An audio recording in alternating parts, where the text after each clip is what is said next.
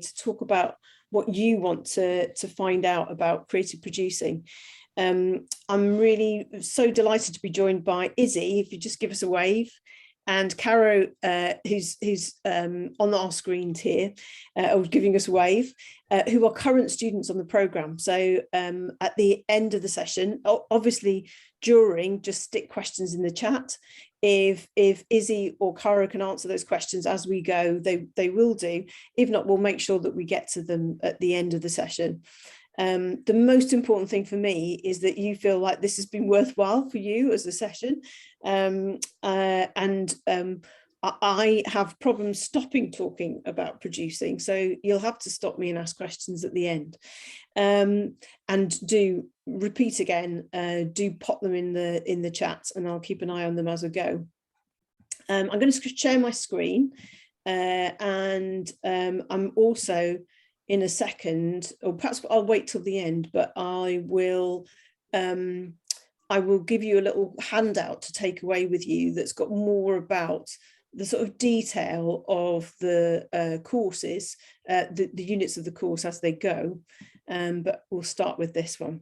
So the first thing really just to say welcome, and it's a brilliant thing that you're doing, investigating different courses, because there are a number of MAs and MFAs in creative producing, and they're all different according to the setting that they're in. So if you haven't already done it, do explore places like Mount View, Bath. There are a number of arts management programs. Really think about what might be the best fit for you. We start interviewing for this program kind of any moment now. We start in about 2 weeks' time. So if you are interested, do get your application in early. So I'm just going to say that now. This is an image from one of the companies that students have been on placement with, and I'll tell you a little bit more about how that kind of process works for us shortly. But we use the term MA in creative producing, or MFA in creative producing, and it's a good term. Sorry, I'm just trying to, my controls of, there we go. It's a contested term because a lot of producers would say all producers, whether they're the sort of classic commercial producer or a producer working in the subsidised sector, is creative. What we do on this course is really take what's happening around us in the theatre making, performance making world, and embrace all aspects of it, but problematize it, talk about it. We do that in a way that is really engaged with what's happening in the industry. And I would say right from the start that whilst I am the course architect of the programme, I look at the learning journey for students. The teaching is from people who are engaged that moment with producing.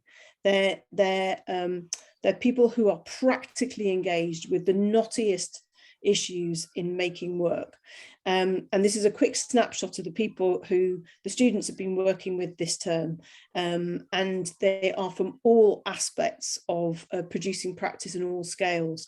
So just really quickly, the Sunita Pandya, who is until recently was the Director of Arts and Administration at the South Bank Centre. Sarah Nicholson is an arts consultant and was very recently the CEO of Orange Tree. Carissa Widger, who is the Director of Paper Gang Theatre, but also the Chair of the London Theatre Consortium. Brian Zellinger, who's an independent commercial producer. Becky Barbershop, who's a commercial producer. And Karen Forsyth, who's now Chief Exec of Tallowa. So they all have different roles on the programme, but as I say, they lend different dimensions to what producing is. There's not one way of producing. There is your way of producing and the work that you want to produce, but we believe there's a kind of core set of skills which are really essential for people to understand, the toolkit, if you like. And the way in which we teach the work is very much through practical projects. This is not an MA in which you will sit down and be lectured at from the front of a class without any practical activity. Most of the things that we do, we take a scenario and then we examine that and work that through. So one of the projects the students have just been doing is looking at the production of Amelia that was on at the Globe, working with Becky, who was one of the producers of that project, and really digging into how that production was made, and specifically the stuff around how was it budgeted for, how do those things come into being, and how do the sort of business models of making theatre work, because there are as many different business models for making work as there are types of production. But broadly speaking, they often sit between commercial producing, so work that expects to in some way finance itself through the box office, or work that is subsidized. So in other words, has support from the Arts Council.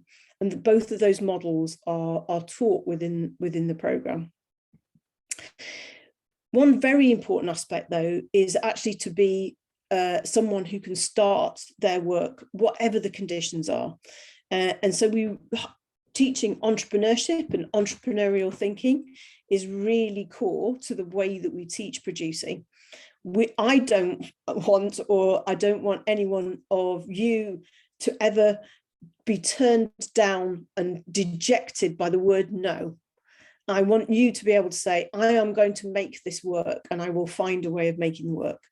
Now, traditional ways of teaching, if you like, business studies or how to get yourself off the ground are often done like a kind of recipe book. Like you have to have a set of things in your skill set before you start.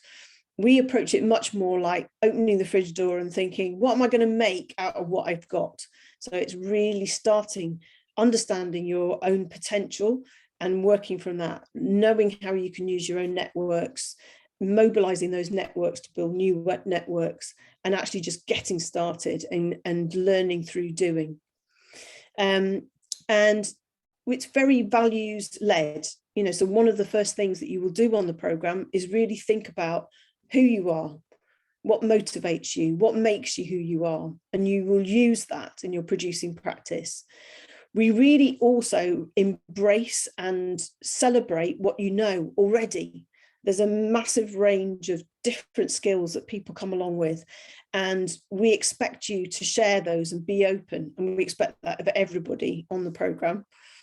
And the who you know is often how you will build your initial ideas, but those contacts are contacts we expect you to share across the group. So this is a generous, collaborative approach to making work, and one which we feel really works nowadays with a much more kind of chaotic and distributed theatre and arts landscape. So this is really fundamental to us. Who you are matters. We really don't, I can't say this strongly enough. There isn't one type of producer out there. There is a whole myriad of needs for people who are good at helping work find its right audience.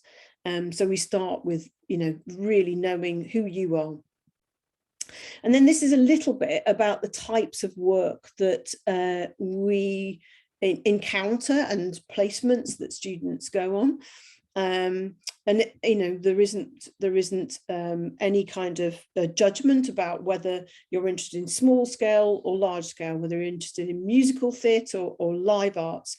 All kinds of producing are celebrated in terms of live performance.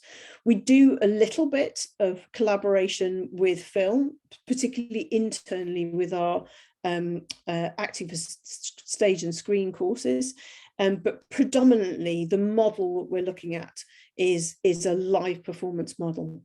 So this is a company called Improbable, amazing company who have two main aspects. They have the work that they create, often physically devised work, and then they also have an amazing Devoted and Disgruntled, a place where people can kind of come together to really reinvent what the future of theatre looks like. And then Les Enfants, a number of students are really interested in immersive practice. We have good relationships with a number of companies. There's a student on placement at the moment with Punch Drunk, One has just completed a project with Rogue Creates, and they do like escape room and kind of immersive events. And Les Enfants have both a adults theatre company, and this was one that was made for Kensington Palace earlier on in 2020, just before the pandemic, United Queendom, and they also have a Les Petites, which is a children's company as well. And then this is Barbershop Chronicles. We had over a number of years, we've had students on placement with Fuel, which is the production company that started the journey of Barbershop Chronicles. In fact, invested in a number of artists involved in this in quite a long lead up period. And one of the people teaching on the programme is the producer that took this show on a tour of the United States. And all kinds of stuff in between. So this is, we've had students work in circus and dance. And this is, in fact, a co-production we did with Carly. The piece itself was part of a season, but what we did was students worked with Carly Theatre, which is amazing work made by Southeast Asian women writers, performers and directors. And we hosted a celebration of their 30 years as a company, and not just performances, but there was symposia, discussions, all kinds of things that the students worked with Carly to create. Do keep on putting stuff in the chat, but I'll just now go through an outline of the course. This is the kind of MA journey, and I'll talk through the MFA journey in a moment. And quite often we're asked about kind of the difference, why choose one over the other? And actually, Caro and Izzy are, Caro is an MA student and Izzy is an MFA student. So they can probably say a little bit more about why they chose one or the other.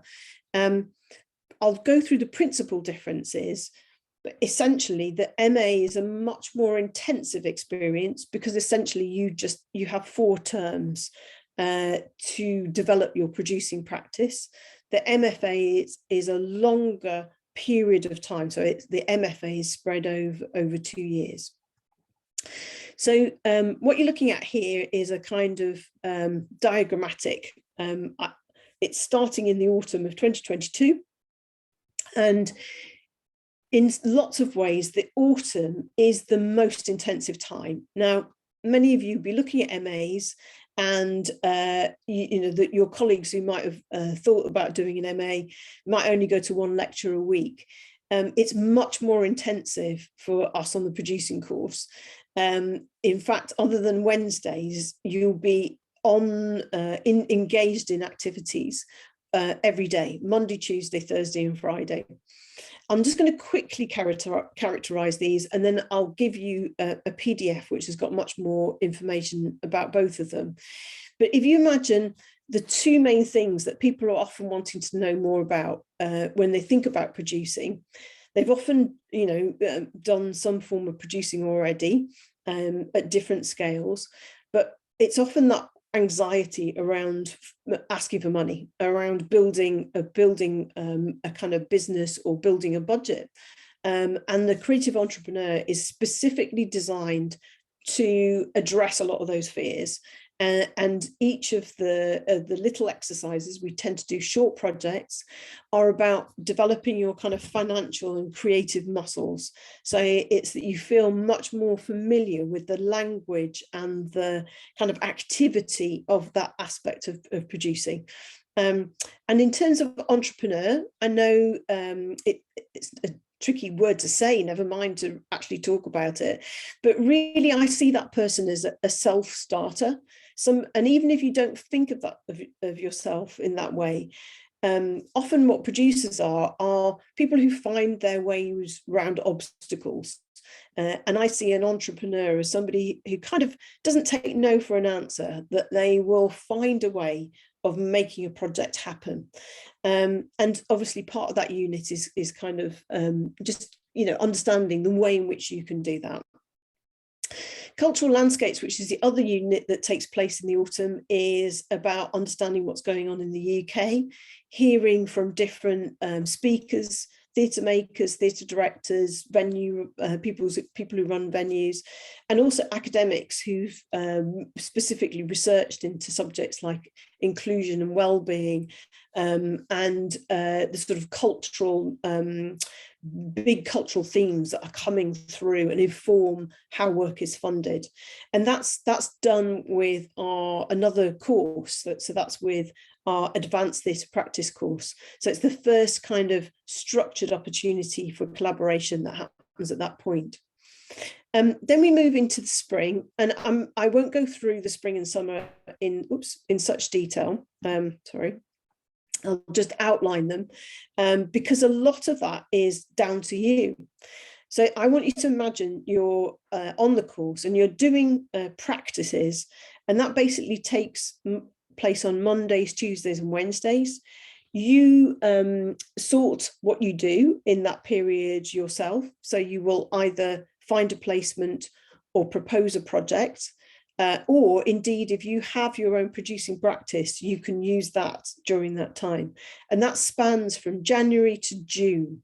So those 3 days a week, you can be doing one or variations of those three things. You could be doing a placement with an organisation, you could be developing your producing practice, or you could be incorporating work-based learning with your own company. So I'll give you a little bit of an idea of how that might work. We have had students on placement with a dance company, maybe in the spring term. They then have started working with collaborators and making their own project in the summer term. And then quite often that project builds momentum, and then they may take that to the next stage and tour that project during the June and September period. But just for now, think of those 3 days a week as your chance to really develop, get a springboard for your producing practice. And then in parallel with it, you do performance research, which is a collaborative research activity. It can be done in lots of different ways. It's not just producing a paper at the end of it. It can be performative. It can be, embodied. It doesn't need to be just just presented as an academic text. And it's researching something that's important to you as a producer. And then you may collaborate with other MA courses. So, for example, we've had students from producing work with voice students and applied theatre students. We regularly have producers and sonographers working together, or you can just stay working with your producing group. One of the subjects that we looked at last year was around audiences and thinking about audiences in a different way than they've been kind of segmented by organisations like the Audience Agency. So it's driven by you. That's the main thing I want to emphasise about that. And it's teaching you to kind of feed yourself as a kind of performance maker, and to find out really what's gone before and how you can learn from that. Then you get into the summer and you're doing the same 3 days a week, but then you also get to choose from one of the options. So there's all kinds of different options, and what's on there is what's available at the moment. They tend to change slightly. The new options will be posted for students on the course this year, I think just before Christmas. But for example, I run one on festival producing. There's ones on orality, which is like working with sound as a major scenographic element, and all kinds of other things in between. And then if you're on the MA programme, between June and September, it's the Sustained Independent Project. So this is when we've been talking about this. If you're on the course, we talk about what you're going to do for this final project almost right from the beginning. And you can either make something, so we call that an artifact, you can do a dissertation, or you can do a portfolio. And most people kind of change what they do almost as they start, but it kind of depends on the kind of trajectory you're on as a producer. And say, for example, you know that you want to make a show and you're very busy doing that. The logical thing might be to say, I'm going to make an artifact, so I want to be kind of assessed on what I produce at the end. But if you know that you're brilliant at writing a dissertation, you might just want to get to grips with making your show and do your dissertation as your form of assessment. So it's kind of up to you. I can take questions about that, because it's if you think about that as really an opportunity to get to grips with and make sure that you're exiting the course with the kind of level of skills and understanding that you wanted to have as a producer, and that's what the content of your SIP is. You'll notice that there's a star at the bottom of that screen, and it will also feature on the next page as well, and that's a mentor. So in order to support you and make sure that you feel like you're kind of ready to really engage your professional producing practice, we ask you to find somebody who will be a mentor, the right kind of mentor for you, somebody who's probably 5 years ahead of you, doing the same kind of thing that you would really want to do. And that person helps you with your professional development plan, which is part of what you're assessed on at the end of the course. And they will give you that critical friend feedback on your plans and help you shape what you do. Moving on to the MFA, so I've talked through in some detail what happens in the autumn, spring and summer. So the main difference really when you get into the MFA year is that you get a summer break. So you stop in the summer and you have from essentially July through to October. You can take that as holiday or you can work, it's up to you. And then between autumn and the summer, you will choose one of 3 things to really get to grips with.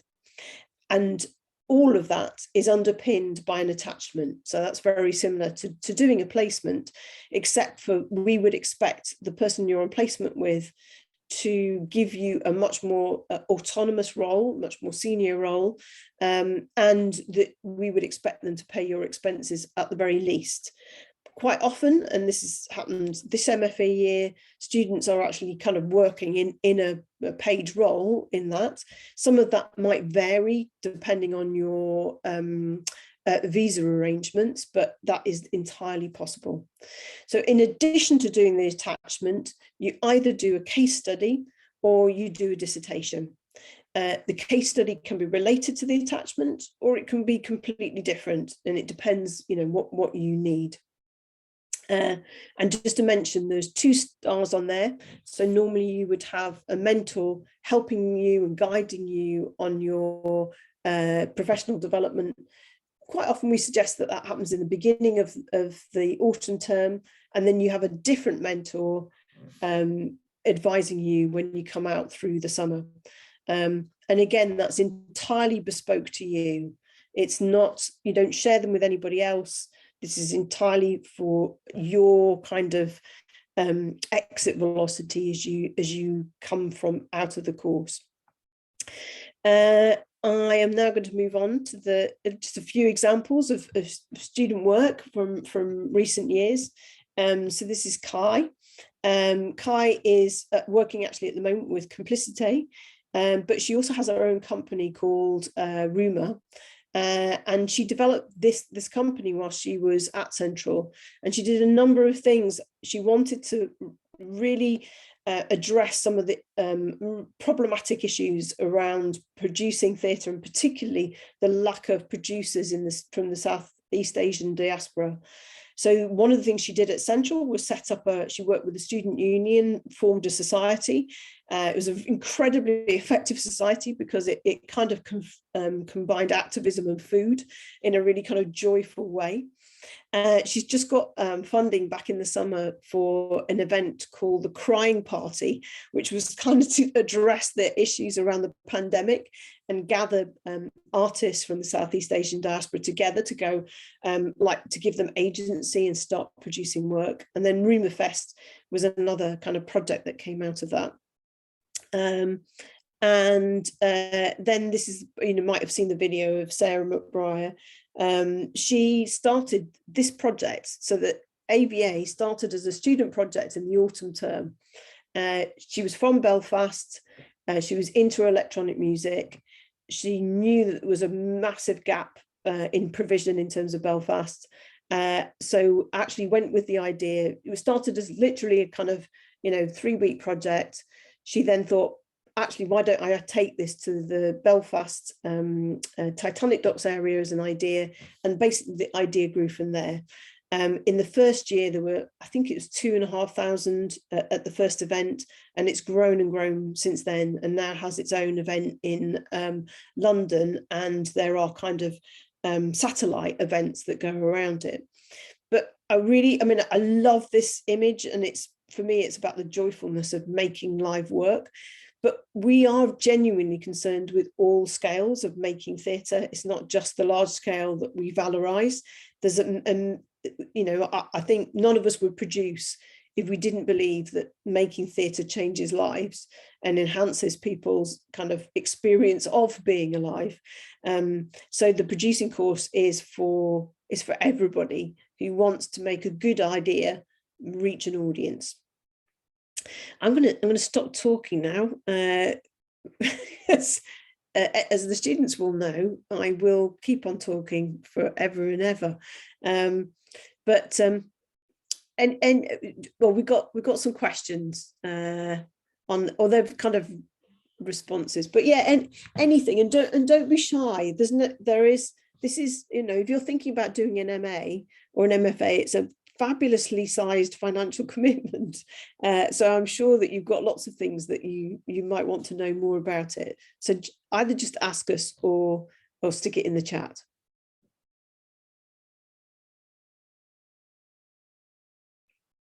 I know, if you don't mind, tell me more about why you're interested. And Maya, I love the fact your video's on. It's so lovely to see your face when you're talking. What's drawn you to producing? Well, I started getting interested in producing during undergrad. I'm from the United States.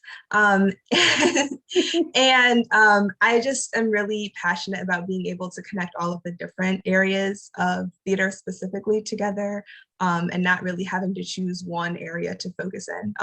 So that's what I'm really excited about. And I'm really interested in studying internationally, especially since I wasn't able to study abroad due to COVID. And this was a program that really caught my eye. So I'm super excited to learn more about it. Well, fabulous. And I think all of us, it's that the connecting people, isn't it? And get connecting art forms. Well, Izzy and Cara can tell you more about that, because they embody that. Izzy is from the States as well. Do you want to lead off with any kind of thoughts or responses? Sorry, can you repeat the question? It was just really, I think it wasn't really a question, was it? It was kind of like just excited about what producing might be about. And there is that you don't have to make a choice, basically, Maya. You can kind of discover as you go. And I think people often find that they come with one idea of what they might want to do, and then that changes as they get exposed to different things. Yeah, I can just see another question in the chat, and I'll come to that straight away. But Maya, if there was something specific you wanted to know, otherwise, if I'll give you my email address, and you're so welcome just to email me with any questions. But Tamara, actually, there is, I think Central has something like 36% of our students are dyslexic or dyspraxic. Those learning differences are in lots of ways an advantage. There's quite a lot of support for dyslexia within Central. I think maybe we are pretty unusual, aren't we, in the kind of, partly because of the critical mass, there are so many students who are dyslexic, but actually I think that divergent synaptic connections can be really helpful to you to think differently and around problems. I think Yes, absolutely. We make adjustments in terms of you can be assessed by presentation rather than by an essay submission, and about a zillion different other ways around it. And we have a specific department that supports students outside of the course, because sometimes it might be that you don't feel comfortable asking for specific support from your tutor. So there's that option available to you. So Tamara, I don't know whether that answers your question. Also, in terms of just on cohort support for issues like dyslexia and ADHD and a lot of other neurodivergent and otherwise issues, I know just in my personal experience, our cohort is very close. So a lot of people are able to help support each other just because we're like, hey, I didn't get the transcript. You need to send that to me, please. Or did anyone get a recording? I didn't hear that, but they won't repeat it. Can I get some notes? And so there's also a lot of interpersonal support within the cohort. But yeah, the school does a really good job of providing those alternative ways of learning if you need them. Thank you, Izzy. And I mean, to be honest, I also think that that everything that's makes things more accessible is actually just better for everybody. And I think we have an ethos on the course that we always just need to keep on attending to who's in the room and making sure that everybody is having the ability to participate equally. And thank you for that as well. That Caro, I think that's really lovely that there are lots of different ways in which like we can support each other, basically. Alternative ways in terms of applying for the course, I think we are a bit limited in terms of it has to be through our admissions office. I don't know whether there was another thing you meant in terms of coming in. There is a process, I think it's called Accreditation of Prior Learning, where you can apply to come in directly to our second year. But you need to be able to prove that you've done essentially the equivalent. So you would have done a year of an MA in another place that has a similar curriculum. As far as I know, we haven't done it before. We have done it internally. So somebody's completed our MA, gone away, and then decided to come back to do the MFA. But in terms of kind of other routes through, that is the only way. Mamie, have I got that right? I think that's all we do. So Leanne, it's wonderful to see you again, and I'm glad you're here. And I'll be reaching out to you very shortly for a chat. And Tamara, Hunter Loden, Bouway Studio, Emma, Victoria, just say if there's on Phoebe as well. Don't just say if there's anything else that we can help you with. It's all, this session is just for you. Perhaps we could talk about why Izzy and Caro decided to do an MA over an MFA and vice versa. That's a good thought. Yeah, absolutely. So I actually decided to do MFA. So I'm on the MFA course, and I chose it because especially after talking to Jess and after having my interview, I knew that I was going to gain a little bit more, especially in terms of time, because time is precious, especially to me personally, being ill. So I knew that I wouldn't have to rush with loads of things, and that I would have all the support that I need. And additionally, that second year seems like something that can be really, really beneficial to your professional practice. You can get more people in your network. You can get to know more shows, more opportunities, and that's just something that I've been looking for in the course. Thank you, Caro. Well, what was the deciding thing for you, Izzy? Yeah, for me, I come from directing and sort of scrappy New York self-producing background. And so when I knew I wanted to relocate to not just a new city, but a new country, I wanted a program that would give me that professional foundation that Cara was talking about. So for me, I think I was always considering the MFA when I was looking at this program, just because I knew in terms of my goals, I wanted something that would help me lay that groundwork long-term. And I wanted to be able to take my time and really spread a wide net. I think that it's almost like knowing what size of journey you want to go on, isn't it? And I definitely it's something only you can calibrate, as it were. And definitely one of the things that we do, and one of the reasons why it's good to apply, is because even the interview process itself can help you decide what kind of journey you might want to go on. And then also what I do is anybody who has an offer, I connect them with a student that is already on the course. So which is very lovely of the current students, that they don't mind doing this, but it does often help just to be able to talk to somebody about what it's really like. And in particular, you know, like very practical things, like I nearly always try to connect a student, for example, who's coming from the US to a student who's gone through that process, so that you know the kinds of things that might be coming up that are not necessarily obvious to someone like me that hasn't had to go through that visa process.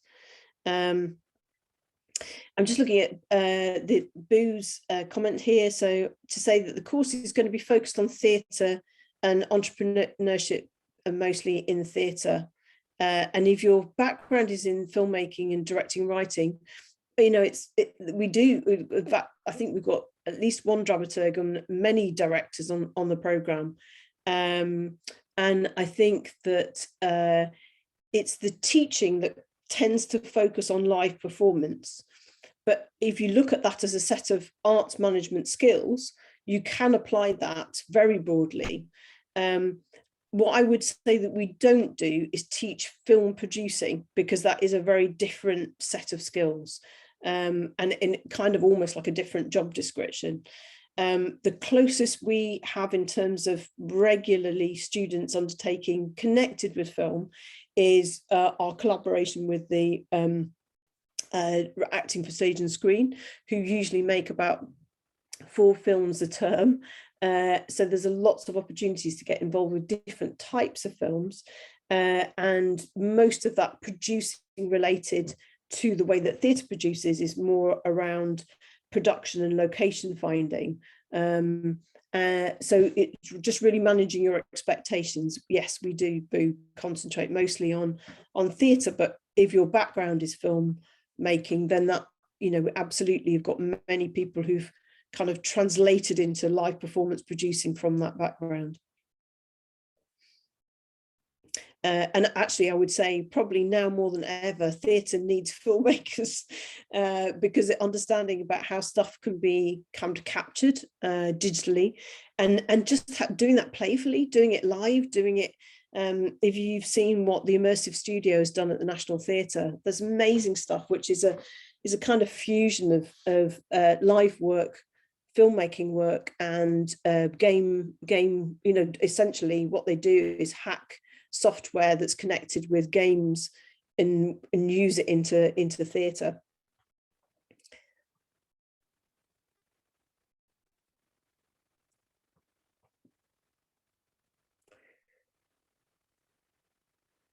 So yes, that is right. Although pretty much from January to September, you're on site 2 days a week.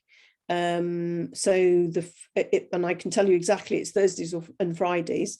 And although roughly speaking, it will be that you would have a taught session, say on a Thursday morning, and another taught session on a Friday morning, you're expected to work together in student groups independently. So in a way, you are kind of, you know, your hours on site would be most of Thursday and most of Friday, from January through to the end of June.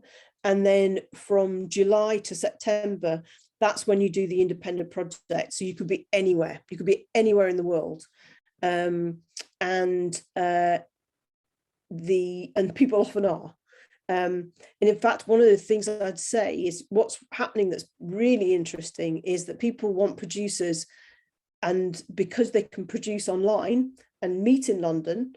Actually, we've a student this term who's going to be working with a Newcastle-based dance company, We had students last year who worked on projects in Hong Kong, in China, in France, in Portugal, and they were all still coming to, we were obviously at that time we were doing online seminars. At the moment, what we do is largely on site, and then Thursdays for us is a hybrid session so that people can choose which one they want to do. And do we get exposures to game producers? Well, not in terms of coding on the course yet, although I am really interested in that. But Rogue Creates, for example, they are the inventors of Crystal Maze, so which was a live experience, not the original back in the 80s, but as a live experience. Then there are a number of escape game, the immersive theatre producers that you will be exposed to. Exposed to sounds awful. I mean, who will come in and work with you? Sorry.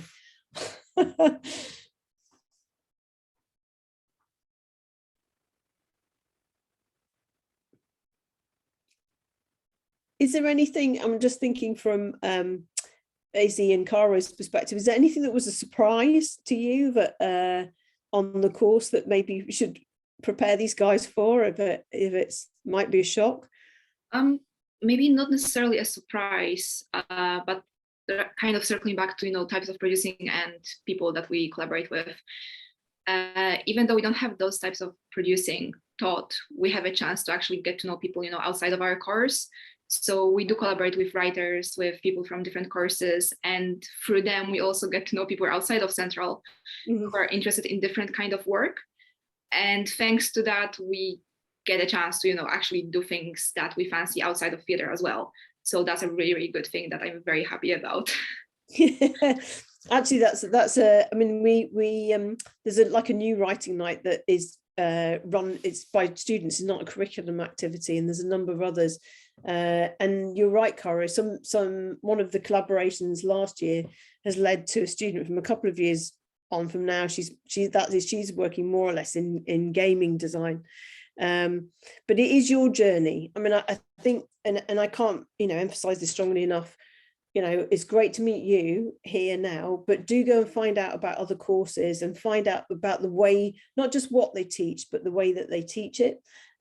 Because you could say all arts management courses are the same, but the way in which it's taught and the context in which it operates will be very, very different. So bigger universities, for example, will have engineering departments and all these other kind of strange, things, and that might be what you want to experience. So that, in which case, somewhere like Bath is a much bigger university. What we have is we are a small conservatoire drama school, and everybody is kind of in the same space. So in some ways that can be a bit intensive when you're trying to find a room and there's 20 actors in every space that you want to use, but that also can be a joyful experience, that you've got that collaboration opportunities is around you all the time. And I have to say, I know that people are going to be worried, like, is there going to be another lockdown? How does that work if that's the case? Actually, I have to say, we were totally online from the whole of last academic year, and we still managed to collaborate with loads of people. So I think because producers are just incredibly proactive and mischievous, I think it means that we will never see something as an insuperable object. We'll always find a way of working around it. Caro. Sorry, Izzy, just in terms of the surprising thing that you asked, actually the very beginning of the course, we've spent quite a few sessions just talking about imposter syndrome and the fact that we deserve to be where we are and the fact that we deserve to take up space and be producers. And I feel like that was the moment that changed so many people in the room. Because that's not something, we talk about during bachelor degree or in our practice, but just actually made sure that we talked about that we made sure that we know our worth, that we know what to do, that we know our value, and that our background experience and everything deserves to be heard and seen. And that was amazing and something I was not expecting at all. That's Yeah. lovely, Karen. Thank you. I was actually going to talk about something similar. I was really surprised that as much as there is a lot of practical knowledge and hard skills that we get from the course, but just as much hard skills, we're also getting a lot of time to reflect just on who we are, why we're doing this, and also what actually interests us, why it interests us, which just bakes into a part of the producing framework of the program, because you can't be a good producer if you don't understand yourself and why you're seeking out projects or which projects you should say yes to in the long run. So I think the biggest surprise for me was that balance of practical work and reflective work, in addition to a lot of really nice, just critical thought and academic thinking.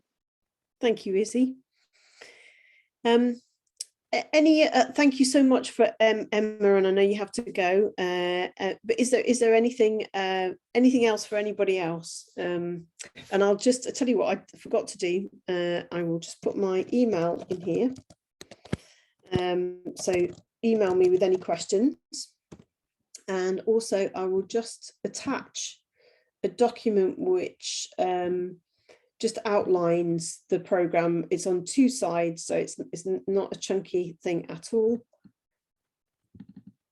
So that should be loading up now. It just outlines the units of the courses and a little bit more kind of, to take away, if you like, about what's included in each one. And a list of some of the people that we've kind of worked with this year. And that also has my email on it. Brilliant. Oh, well, it's wonderful to see you all. It really is. And as I say, do use that email. I'd be delighted to ask. And if there's stuff that I can't answer, then I'd be very happy to connect you with somebody who can. And thank you. It's lovely to see you, baby. Yes. We're doing this online. I know we've kind of done it a lot, but it's always nice to welcome you into the group. Yeah, thank you all so much for coming, and thank you, Jess, Izzy and Cara. That was so helpful. Like Jess said, if you have any questions, do email her. If you have any questions about funding, accommodation, student support, feel free to pop my email in the chat as well, so you can email us about that. Otherwise, thank you so much for coming, and we hope to see you soon. Thank you so much, and thank you, Izzy, and thank you, Cara, for being here. It's really appreciated. Thank Cheers. you.